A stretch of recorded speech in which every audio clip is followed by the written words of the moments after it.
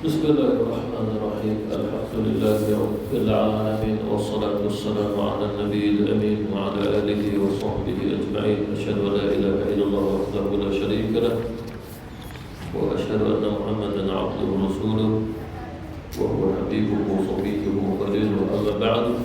Assalamu alaikum warahmatullahi ta'ala wabarakatuh.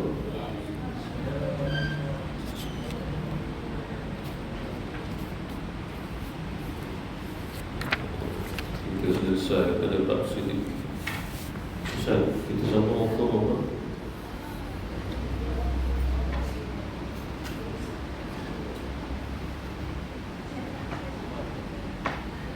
Tiga enam tiga.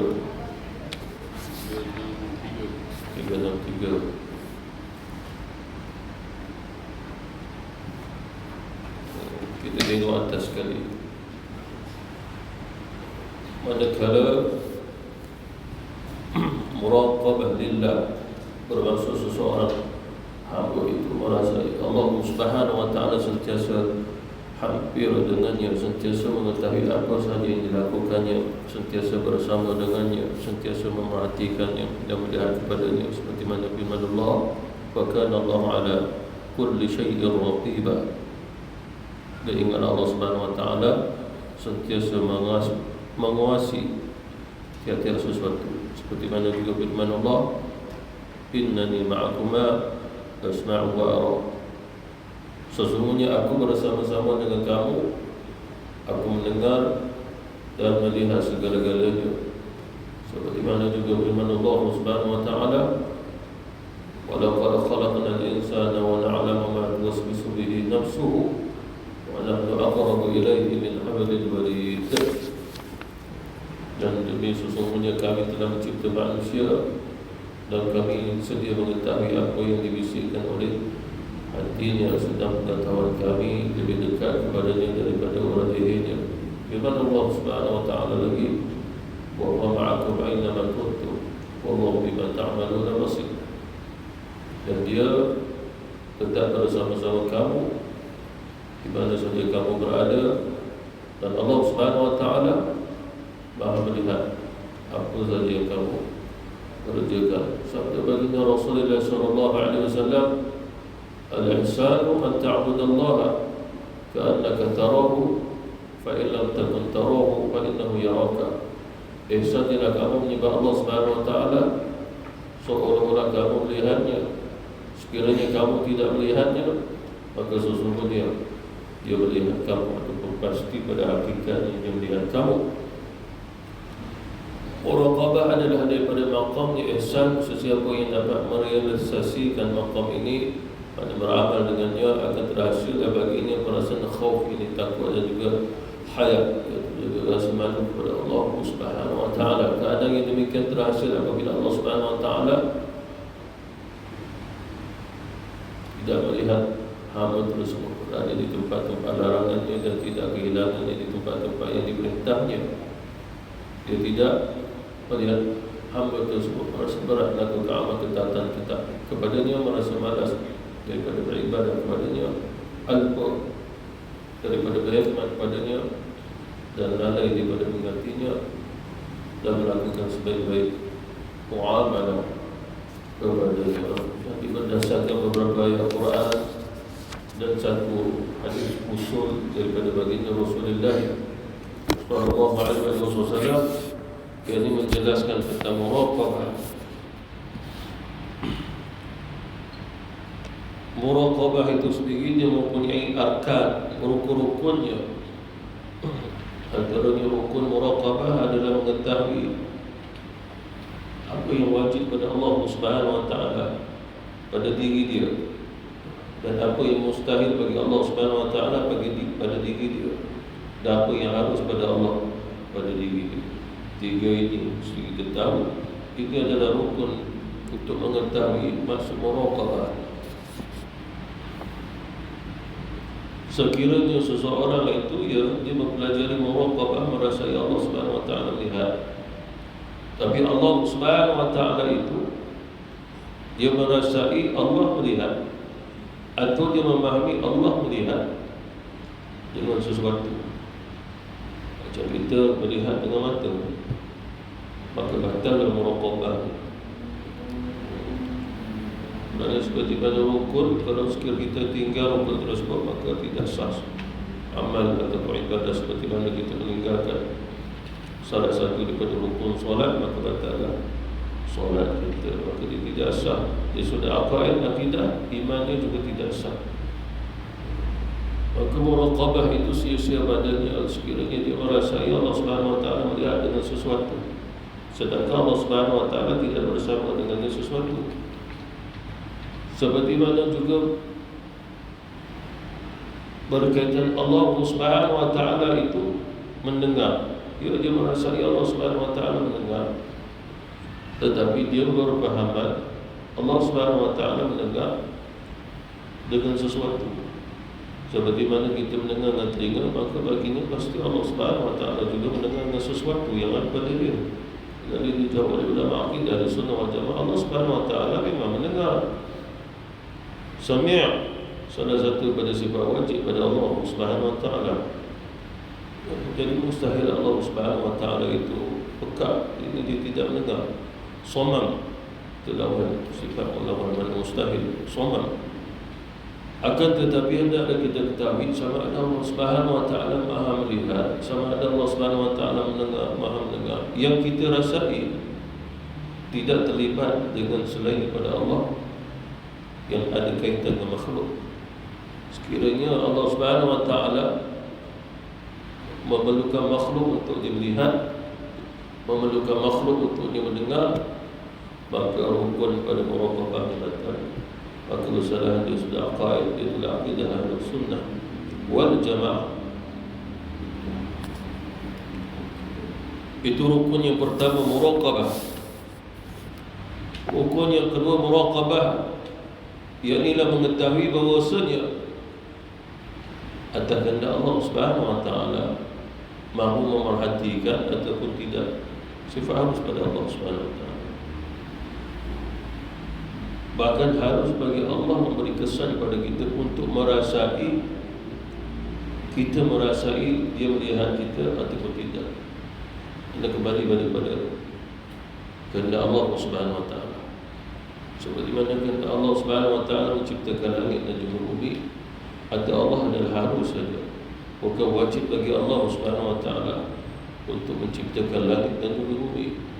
Harus bagi Allah. Begitu juga harus bagi Allah Subhanahu Wa Taala untuk memberi kesan kepada kita atas kudrahnya, iradahnya, atas kehebatannya, kekuasaannya, kehendaknya, untuk diri kita merasai dia. Itu juga atas sifat harus bagi Allah Subhanahu Wa Taala untuk memberinya kepada kita, bahkan pada siapa sekalipun.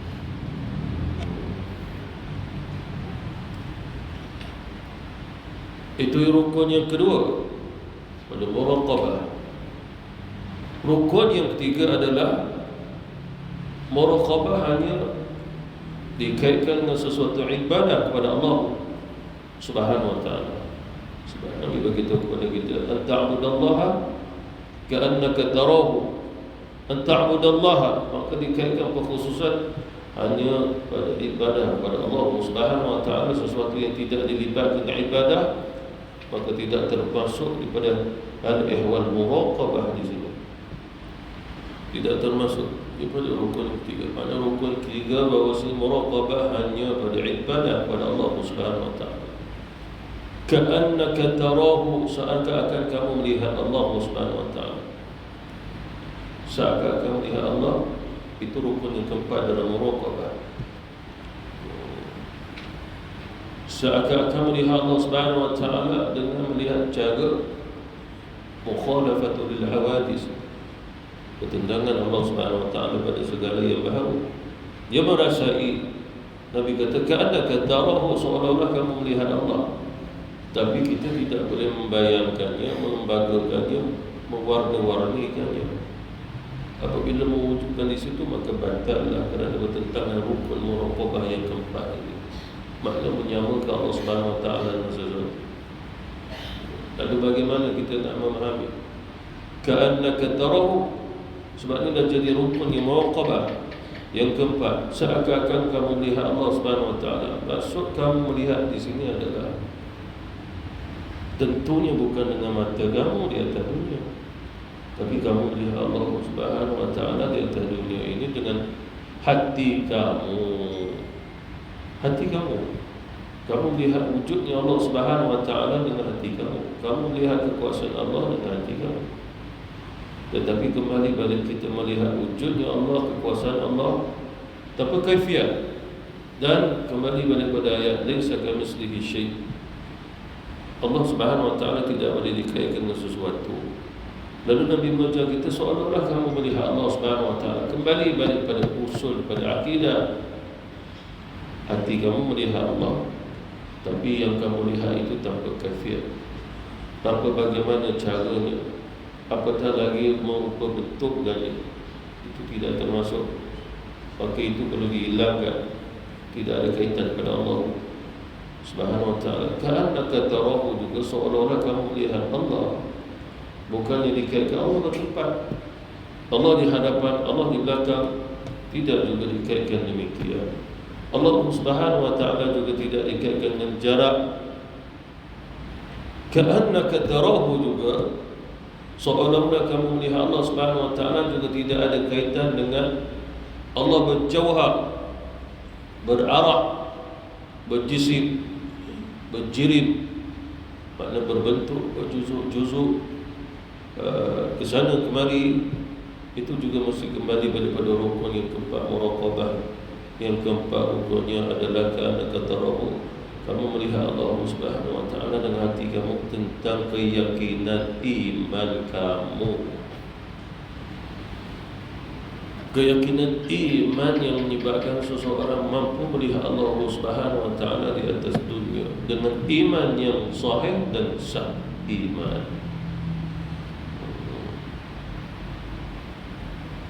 Iman yang sahih, sahabat iman kembali balik pada keyakinan pada hatinya. Iman yang sahih, iman yang sah juga apabila dua kalimah syahadahnya juga sah. Asyhadu an la ilaha illallah wa asyhadu anna Muhammadar Rasulullah. Dia memahami maksud dua kalimah syahadah ini, kembali daripada aqaid akidah, sah iman dia. Yang kita sebut asyhadu an la ilaha illallah, berkewajiban untuk memahami asyhadu an la ilaha illallah, ada 50 sifat Allah dalam itu. Aku bersaksi bahawa tidak Tuhan yang aku sembah melainkan Dialah yang wujud. Itu wajib. Dan mustahil aku menyembah Tuhan yang tak wujud. Mustahil. Aku tidak sembah melainkan Tuhan yang kekal, baqa. Dan mustahil aku menyembah Tuhan yang akan faniyah, yang binasa. Dia ada 50 sifat yang wajib, mustahil. Wajib, mustahil. 20 sana, 20 sini. Dah 40. Kena ada 10 lagi sifat. Itu baru sah asyhadu an la ilaha illallah wa asyhadu an la ilaha illallah. Sah pada kalimah yang pertama.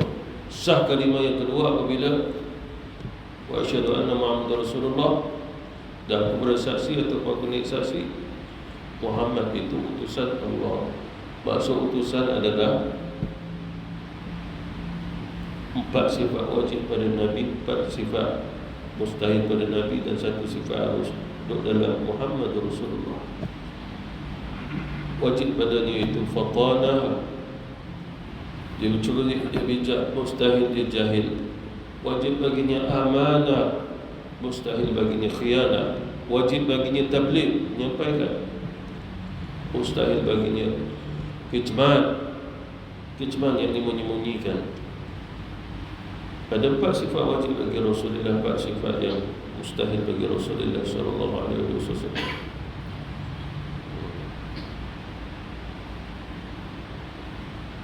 Yang satu adalah harus bagi Nabi. Aku bersaksi bahawa Muhammad Rasulullah ini juga manusia. Dia makan, dia minum, dia tidur, dia sakit, dia sihat, dia berbicara. Itu termasuk. Jadi bila aqaid ini betul, iman ini betul, dia mudah untuk muraqabah dia betul. Tapi apabila iman dia itu belum sah lagi, jazam dia itu tak kuat lagi, taklid dia pun taklid yang salah, maka dia suka untuk membina apa nama sekalipun dalam makam-makam tasawuf sekalipun. Ini salah satu nama muraqabah, ada musyahadah. Dan dia tidak boleh dapat membina yang malaikat terlebih dahulu membina pada iman tadi, iman dua kalimah syahadah itu dulu. Bagi sah iman dia barulah muraqabahnya itu pun berjaya dan sah. Itu rukun muraqabah yang keempat. Rukun muraqabah yang kelima adalah dia tidak niat muraqabah melainkan untuk taqarrub, menghampirkan diri kepada Allah Subhanahu wa taala.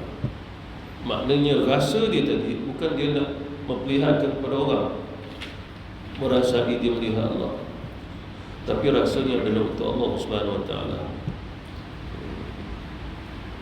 Itu rukun yang kelima. Rukun yang keenam adalah muraqabah dan jangan menisbahkan akan kepada diri dia.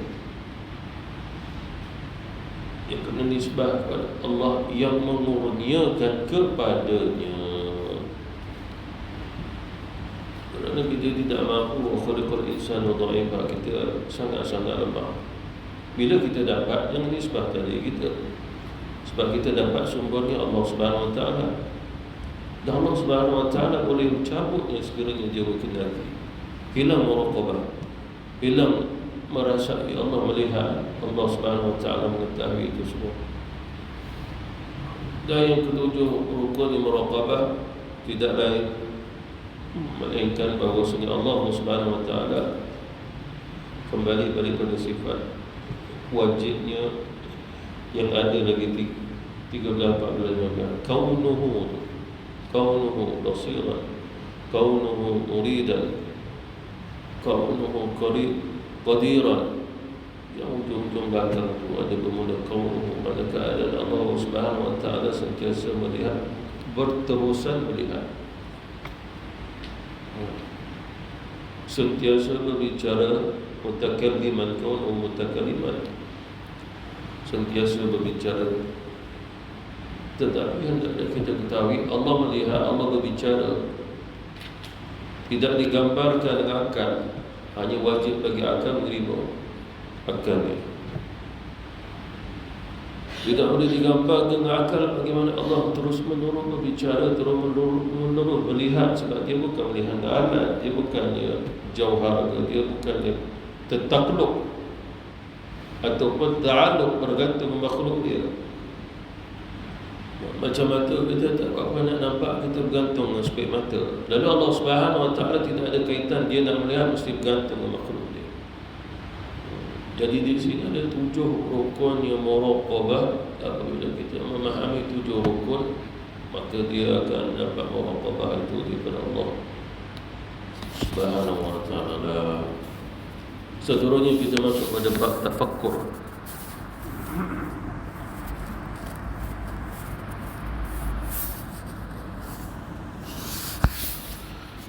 Tafakkur dan istiqamah. Terdapat banyak faedah yang diperolehi daripada melakukan tafakkur yang baik dan istiqamah. Istiqamah ini berterusan, dawam, istiqamah kata Nabi.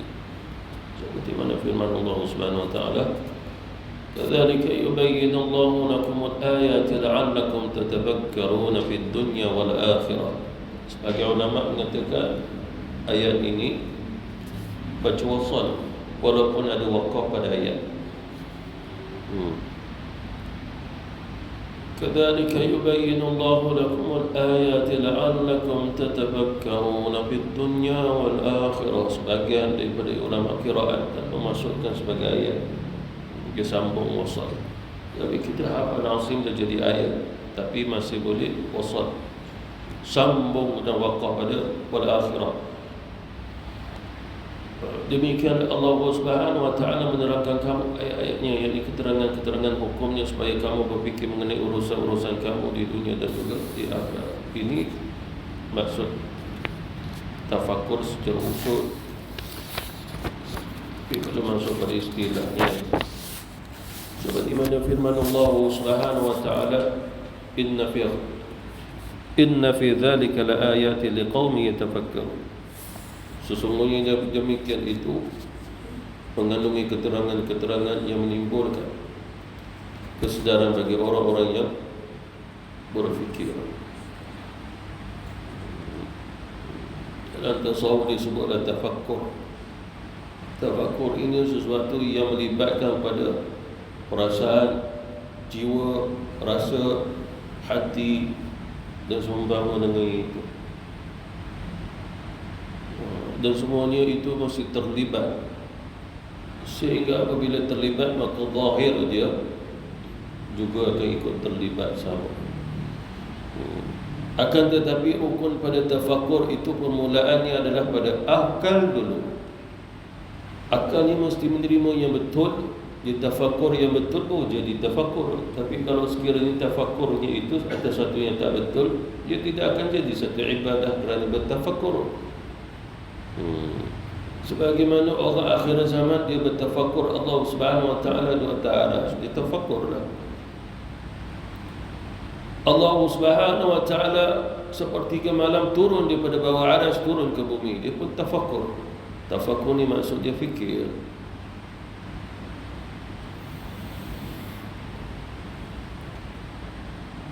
Fikir ni membentuk. Tetapi wajib pada akal menerima Allah Subhanahu wa taala wujud, tapi tidak berhajat pada makhluk. Maknanya wujud tanpa bertempat atas ke bawah ke kanan ke kiri ke. Itu kewajipan akal menerima. Lalu kalau sekiranya ini pun salah, dia beranggapan Allah di sana, Allah di sini, naik dan turun, atas dan bawah, maka itu bukan nama tafakkur. Itu kesalahan dia sudah aqaid akidah Ahlussunnah wal Jamaah.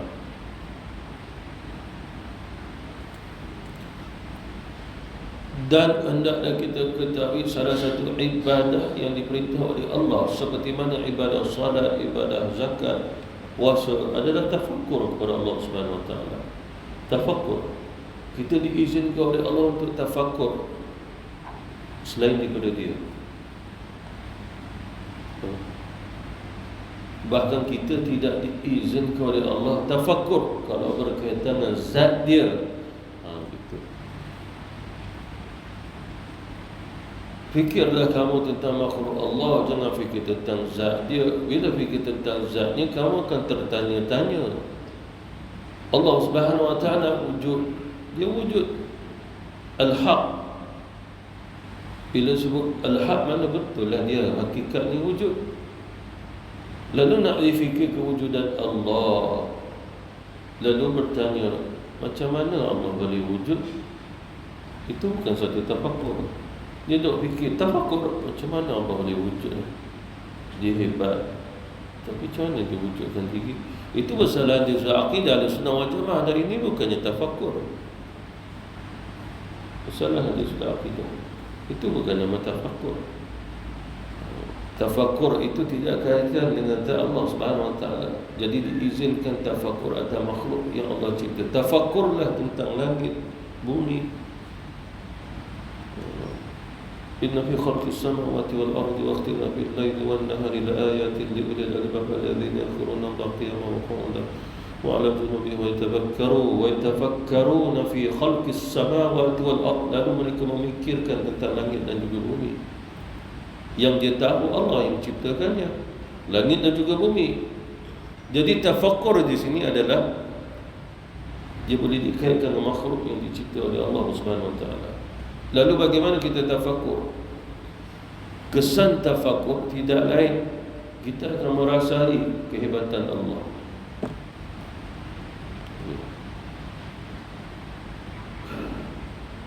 Kena bagi contoh sebenarnya, contoh benda-benda dunia.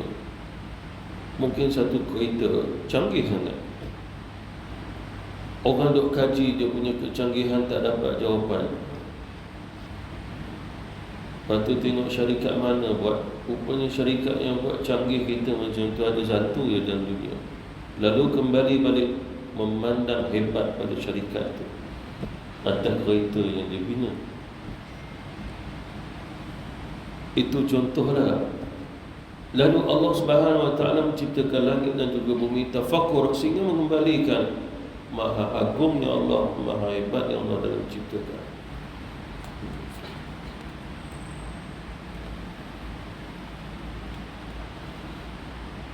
Dan tafakkur adalah ibadah, antara ibadah yang paling mulia sekali. Apabila kita salat, diperintah bagi kita tafakkur atas seluruh yang kita baca, bermula daripada Allahu Akbar. Maksud tafakkur ini adalah akal hati bergerak untuk fikir, tapi jangan fikir sesuatu yang mustahil untuk difikirkan. Fikir yang boleh difikirkan saja. Jangan fikir sesuatu yang bersalahan, bertentangan dengan akidah. Itu nombor satu lah. Jangan terbalik sifat wajib bagi Allah Subhanahu wa taala diletak pada mustahil. Mustahil itu diletak pada yang wajib. Yang harus dijadikan wajib, yang wajib jadi harus. Lalu ditafakkur, tak dikira akan jadi satu ibadah. Dan ibadah tafakkur satu ibadah yang sangat mulia, besar kesannya. Seperti mana kata Abdullah bin Abbas radhiyallahu anhu, seseorang yang solat 2 rakaat waktu malam, solat sunat 2 rakaat je dengan tafakkur. Maksudnya dia solat, akal bergerak, solat sama, hati pun bergerak sama, jiwa bergerak sama, perasaan bergerak sama, lidah bergerak membaca, menghayati, tadabbur, penghayatan wujud. Itu tafakkur. Dan itu antara rukun-rukun tafakkur. Dan merasai pada jiwanya, pada hatinya sesuatu yang tidak boleh disamakan apabila dia merasai selain daripada tafakkur itu. Seperti mana contoh kemanisan dalam iman, kemanisan dalam ibadah, dia tidak boleh disamakan dengan pengalaman manis seseorang, ataupun merasai sesuatu yang manis dalam kehidupannya tentang makan minumnya manis. Dia tidak boleh disamakan. Tidak boleh disamakan. Dia lain, sangat lain, sehingga sukar untuk menggambarkannya, apatah lagi untuk menjelaskan. Tapi Allah bagi kita rasa tafakkur. Maknanya bila tafakkur dia itu betul, dia rasa. Hanya soalan mengapa agaknya dah dibina tafakkur, dibina penghayatan, tapi tidak dirasainya pada hatinya, pada akalnya akan kesan tafakkur, maka jawapannya dilihat balik pada yang saya sebut tadi, pada usuluddin. Usuluddin tadi, pada syahadah tadi, 2 kalimah syahadah pun termasuk. Jangan dia tersilap pada tafakkur sehingga sesuatu yang mustahil pada Allah, lalu dia pun jadikan satu yang wajib bagi Allah pada akidah. Sesuatu yang harus pada Allah lalu seolah-olah bukan jadi harus, maka dia tidak akan merasai. Sebab itu tak tafakkur. Kata Abdullah bin Abbas radhiyallahu anhu, seseorang yang solat malam 2 rakaat dengan tafakkur, 2 rakaat lebih baik daripada seseorang yang solat sunat malam sepanjang malam dengan meninggalkan tafakkurnya. Jadi di sini menunjukkan tafakkur adalah satu ibadah yang besar ganjarannya. 2 rakaat saja kata Abdullah bin Abbas, jauh lebih baik daripada 1000 rakaat tanpa tafakkur kepada Allah Subhanahu wa taala.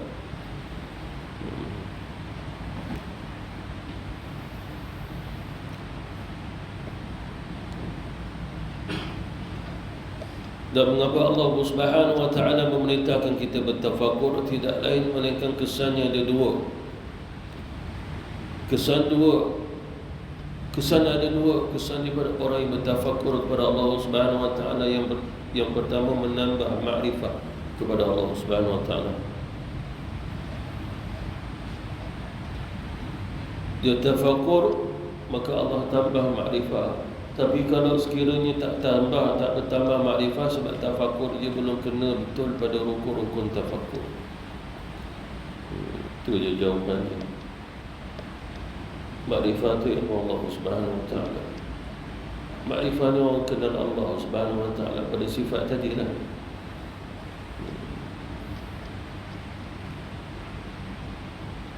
Kalau dia ditanya Allah Subhanahu wa ta'ala tentang diri dia, dia boleh jawab keadaan tu. Dia kenal Allah, itu ada makrifah. Itu orang yang kenal Allah Subhanahu wa ta'ala ada makrifah, dia boleh jawab. Dia bukan jawab dengan akal dia, dia jawab dengan Quran. Barulah akal dia, bukan akal tu yang pertama. Jadi kesan seseorang yang bertafakur kepada Allah Subhanahu wa ta'ala adalah bertambah makrifah kepada Allah. Bertambah makrifah bukan kerja kita Allah. Kerja kita usaha dan ikhtiar tafakur.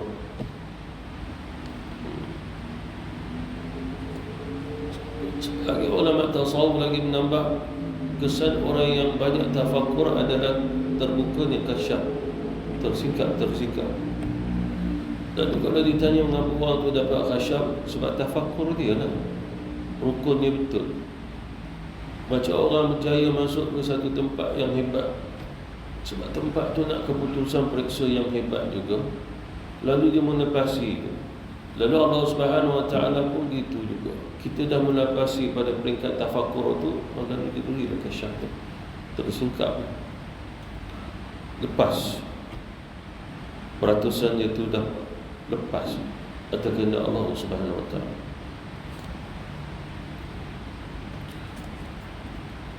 Yang kedua, kesan orang yang bertafakur itu menambah kecintaan. Kerana hati itu kalau sekiranya tidak mencintai, maka mustahil dia akan mendapat merasai keagungan Allah Subhanahu wa ta'ala.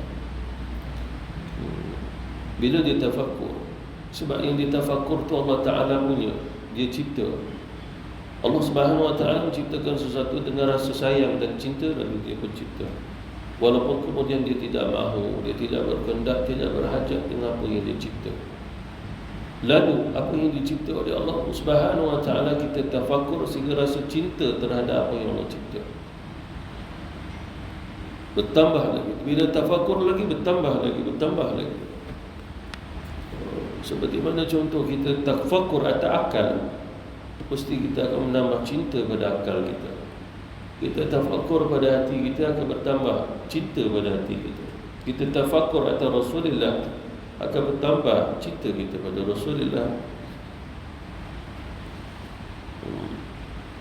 Seseorang yang betul-betul ahlul Quran adalah apabila dia baca satu ayat Quran, dia akan tahu sifat Allah Subhanahu wa ta'ala tu yang mana. Ini wajib, ini mustahil, ini harus ada dalam ayat itu. Dan seseorang yang mengenal Rasulullah sallallahu alaihi wasallam tidak lain melainkan apabila dia membaca sirah Nabi, mendengar hadis Nabi, lalu dia akan tahu ini sifat fatanah Rasul, ini sifat amanah Rasul, ini sifatnya tabligh yang Rasulullah sallallahu alaihi wasallam. Dia akan dapat tahu. Kemudian yang ini pula, ini sifat harus buat Rasul. Dia dapat pembahagian tadi. Sama juga seperti mana ayat Quran, ini sifat qadir, ini sifat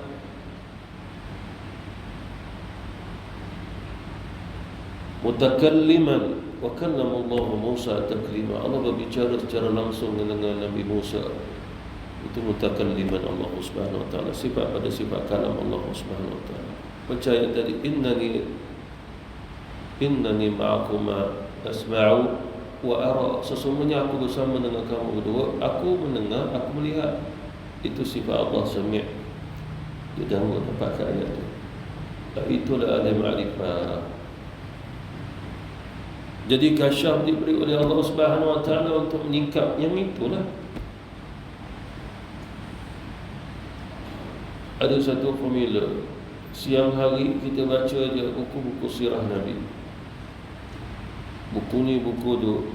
Lalu kita tengok, ini sifat fatanah, ini sifat amanah, ini sifat tabligh, sifat ni. Dia sibuk cari sifat-sifat tu siang hari, sepanjang siang. Dia sibuk cari sifat-sifat tu. Dia jumpa, malam nanti tentu dia mimpi Rasulullah. Itu je cara dia. Cari yang hadis ni baca sirah ni, ini sifat sidik Rasulullah. Sifat sidik Rasulullah sallallahu alaihi wasallam ada kat sini. Bila tengok sirah Rasulullah, sifat 4 tadi, sidik, amanah, tabligh, fatanah, ada sebelum Rasulullah sallallahu alaihi wasallam diutus menjadi Nabi Rasul. Dah ada kat Nabi dah. Luar biasa sebenarnya. Mana ada orang nak macam tu?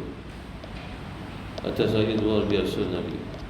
Sebab sifat 4 sifat ni dah sifat yang paling unggul di atas alam ni. Sangat unggul. Sebelum jadi Nabi, sebelum jadi Rasul, dia ada sifat tu. Kalau dia jadi Nabi Rasul, lagi terselah ada sifat tu. Sebelum Rasulullah SAW jadi Nabi Rasul, dia ada tabligh ke? Menyampaikan ke? Ya. Rasulullah SAW sebelum jadi Nabi Rasul, dialah yang menyampaikan, makna melakukan kebaikan-kebaikan pada penduduk Mekah dan sekitarnya. Apa maksud menyampaikan? Mahabbah, kasih. Itu Allah Ta'ala punya.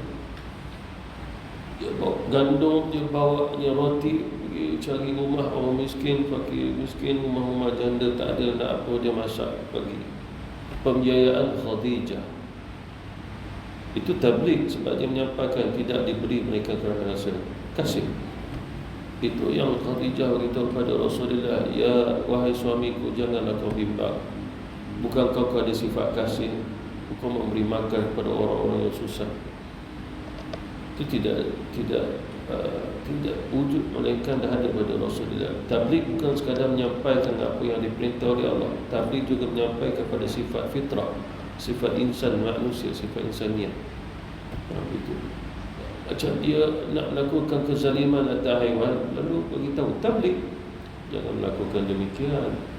Dia juga makhluk Allah. Jadi Rasulullah dah ada selain pada sidik, kan di Rasulullah telah terkenal sebagai orang yang al-amin. Itu amanah.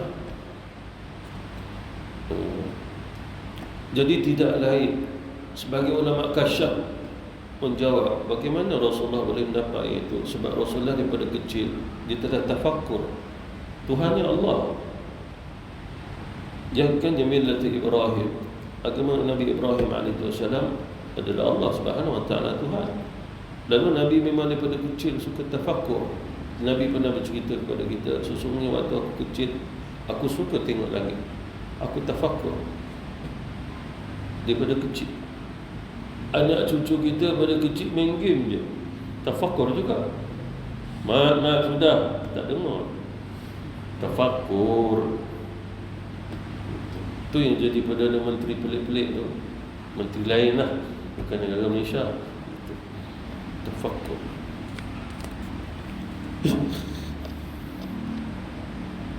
Itu Rasulullah SAW. Mana kesan tafakkur Nabi luar biasa. Walaupun belum diutus jadi Nabi Rasul. Bahkan kata Aisyah radhiyallahu anha, sebelum Rasulullah diutus menjadi Nabi Rasul, Nabi suka tafakkur. Sampai Nabi nak besarkan tafakkurnya lagi, itunya Nabi pergi ke Gua Hira tu, berkhulwah menyendiri, kerana nak lebih lagi membina besarnya tafakkur kepada Allah Subhanahu Wa Taala. Kalau kita dalam sogo boleh tafakkur ke haji? Dalam sogo waktu tu nak raya pula tu, boleh tafakkur. Padang bola sepak ke, boleh tafakkur. Saya pernah cerita kepada guru saya, cerita tak tahu saya dah cerita kat sini ke belum. Cerita tafakkur juga. Seorang tu bawa tasbih tengah jalan tu, rupanya dia ni nampak compang-camping pakaiannya, tapi rupanya wali. Tu wali ni tanya, awak nak pergi mana? Pegang tasbih. Tu kat depan tu ada macam pesta lah. Ni dengan tasbih ni pergi sana tak? Ya. Boleh ke sambil tu berzikrullah atau pesta-pesta? Itulah saya nak uji, saya boleh ke tidak? Boleh ke tidak ni? Maknanya sambil tu ada pesta-pesta, orang menyanyi, joget sana, lepas tu saya nak sedang tafakkur pada Allah. Mana lebih saya dapat menghayati, orang nyanyi ke tafakkur saya ni? Jadi Tok Wali tu kata, aku nak tanya kamu, kalau sekiranya najis tu dah bercampur dengan minyak wangi, agak-agak kamu dah akan colek tak kat baju kamu? Lepas tu dia pun pergi. Lepas tu orang tu pun duduk pegang lagi, subhanallah, subhanallah. Di atas pentas tu orang nak nyanyi-nyanyi lah, joget-joget. Dia subhanallah. Akhirnya dia mengakui tak dapat. Yang nyanyi tu lebih mengasyikkan dia, sebab dia belum sampai maqam dia. Dia nak test. Baru dia terfikir betul lah, minyak wangi kalau campur dengan tahi, menang tahi juga. Gitu. Jadi ibarat zikrullah, tafakur tu macam minyak wangi, tapi kalau sekiranya belum sampai pada maqamnya, menanglah pesta tu juga. Pesta tu ibarat macam tahi lah, contoh je. Jangan semua pesta tu macam tahi. Kesian orang buat pesta tu, kan?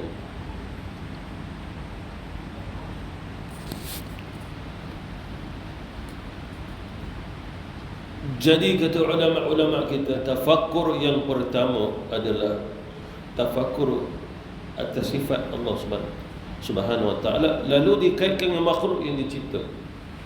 Dia kena berjalan dengan makhluk juga, sebab kalau tak berjalan dengan makhluk nanti jatuh. Tafakkur atas zat dilarang. Jadi tafakkur atas sifat lalu dikaitkan dengan makhluk yang dicipta. Seperti mana contoh dalam akidah kita belajar, Allah Subhanahu wa ta'ala sifatnya baqa, dia kekal. Qadim, dia terdahulu telah ada. Azali, tanpa permulaan. Al-awwalu wal-akhiru wal-awwalu wal-akhiru, dialah yang ada tanpanya permulaan dan tidak ada akhirnya bagi Allah Subhanahu wa ta'ala. Ini sifat qadim Allah Subhanahu wa ta'ala. Baqa kullu man 'alaiha fan wa yabqa wajhu rabbika dzul jalali wal ikram. Jadi saya ambil contoh dulu. Qidam baqa. Tafakkur. Jangan pergi pada zat Allah Subhanahu wa ta'ala yang laisa kamitslihi syai', dia tidak ada kaitan dengan makhluk. Jangan bayangkan apa-apa. Tidak ada kaitan dengan zat Allah. Hanya kaitkan dengan sifatnya yang ada begitu. Dan kesan daripada sifat Allah Subhanahu wa ta'ala. Dan Allah Subhanahu wa ta'ala itu salah satu sifatnya adalah muridan, berkehendak. Apa kehendak Allah? Kita terfikir, tafakkur. Dia berkehendak untuk mengekalkan makhluk yang dicipta. Antaranya syurga, antaranya neraka, antaranya arash, antaranya manusia dalam syurga, dalam neraka, jin dalam syurga, jin dalam neraka, malaikat, ruh, itu semua dinama baqa' aradi. Baqa' aradi. Qadim atas zat adalah Allah Subhanahu wa ta'ala. Qadim atas sifat Allah Subhanahu wa ta'ala. Qadim idafi, terdahulu, mesti ada terdahulu, barulah ada kemudian yang baru. Tapi pada Allah, dia qadim tapi tidak ada yang baru. Jadi ini tafakkur. Qadim idafi seperti mana ini anak mesti daripada ayah. Ayah tu qadim idafi dia. Qadim zamani. Hari ni tahun dah 2023, sebelum ni 22, sebelum lagi 21. Sampai dah tahun 2000, sebelum tu tahun 19. Itu nama qadim zamani. Mesti jalan dulu yang dulu. Lalu soalannya, siapa yang mengqadimkannya? Allah Subhanahu wa ta'ala. Tapi bukannya hakiki. Dia berkehendak untuk ada bersifat qadim. Tapi bukan hakiki. Hakiki dia pada zat Allah. Jadi hakiki pada zat Allah itu jangan fikir. Fikir pada qadim yang tak bersifat hakiki ni. Fikir Allah berkehendak mengekalkan syurga. Fikir kalau begitu alangkah indahnya orang yang duduk kekal dalam syurga. Fikir lagi, tafakkur lagi. Syurga selama-lamanya Maknanya seolah-olah tak berakhir. Fikir lagi, kembali balik sifat Allah yang baqa tadi, kekal, lalu dia menghendaki untuk mengekalkan syurga. Fikir sampai yang terakhir. Itu yang menggerakkan hati untuk beribadah kepada Allah. Sebab seseorang tak akan masuk syurga mereka kena ada iman, akidah yang sahih, iman yang sah. Wajib layak masuk syurga Allah Subhanahu Wa Taala. Bila fikir lagi masuk ke neraka pula, tempat azab. Bila digabungkan keduanya, dia fikir lagi, dia tengok diri dia. Lalu bila betulnya tafakur, akan keluar di lidahnya satu doa munajat kepada Allah, ilham daripada Allah. Ya Allah, sesungguhnya aku tidak layak untuk masuk syurga-Mu, tapi lindungilah aku daripada neraka-Mu. Ini semua dalam munajat setelah orang tu bertafakur tentang syurga neraka. Kesan tafakur tadi satu contoh yang lain akan datang insya-Allah. Wabillahi taufiq wal hidayah. Wassalamualaikum warahmatullahi taala wabarakatuh.